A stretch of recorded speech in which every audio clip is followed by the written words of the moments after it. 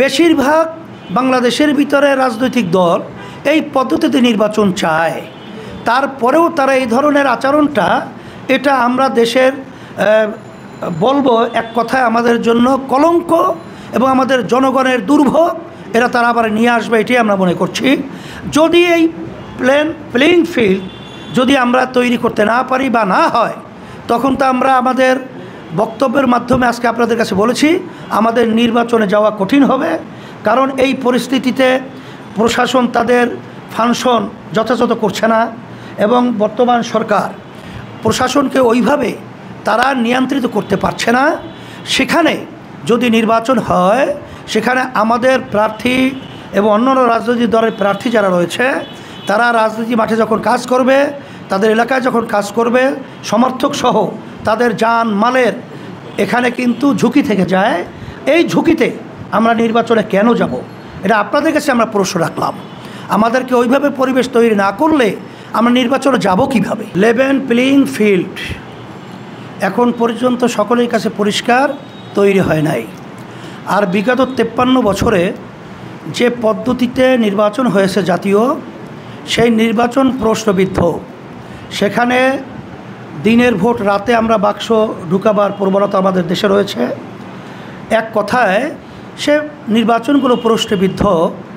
আমরা চাইছি যে এমন একটা নির্বাচন পদ্ধতি হোক, যেই নির্বাচন পদ্ধতির মাধ্যমে প্রতিটা ভোটারের মূল্যায়ন হবে, জাতীয় সরকার তৈরি হবে, ফ্যাসিস্ট সরকার তৈরি হওয়ার মতো প্রবণতা বন্ধ হবে। এজন্যই মূলত আমরা নির্বাচন পদ্ধতি এটা আমরা চেয়েছি।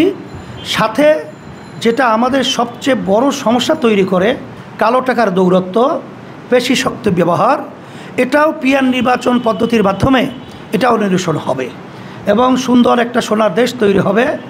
আর সবাই যদি সরকারে থাকে, সেখানে দেশ পরিচালনায় সুন্দর একটা পরিবেশ তৈরি করার সংসদ হবে। এই জন্যই আমরা পিয়ার পদ্ধতি চেয়েছি। এখানে বিএনপি না চাওয়ার পিছনে আমরা যেটা আগে পরে উল্লেখ করেছি, এটা তাদের অনেকটাই স্বার্থ মিশ্রিত রয়েছে। তারা এককভাবে ক্ষমতায় যাওয়ার একটা আশা, বিভিন্ন তাদের কার্যক্রম চালচলন কথা আমরা লক্ষ্য করেছি। এখন তারা এই পিয়ার নির্বাচনের মাধ্যমে একক ক্ষমতায় যাওয়া এবং আগে পরে যে ফ্যাসিস্ট চরিত্র এইটা তৈরি করার সুযোগ থাকে না বিধায় এর ব্যাপারে তারা খায় না মাথায় দেয়। এই ধরনের মন্তব্য অযৌক্তিক, অরাজনৈতিক শিষ্টাচার বহির্ভূত তারা করে আসছে। 91টা দেশের মতো দেশে পিয়ার পদ্ধতি নির্বাচন চলছে। যদি রাজনৈতিক দলগুলো তারা ঐক্যমত্যে পৌঁছতে না পারে, তখন তো ঐক্যমতে কমিশনের যে ধারাবাহিক একটা কিন্তু পয়েন্ট আছে যে যদি তারা ঐক্যমতে না পৌঁছতে পারে, জনগণের মতামত যেটা গণভোট বলা হয়, এটা আমাদের দেশে বিগত দিনেও হয়েছে। আর এইটাই আমরা চাইতেছি, যদি তারা ঐক্যমতে পৌঁছতে না পারে, তখন বর্তমান সরকার হয়তোবা অধ্যাদেশ জারির মাধ্যমে তারা এটা একটা ব্যবস্থার পথ তৈরি করবে, অথবা গণভোটের মাধ্যমে তারা এটাকে সমাধান করবে।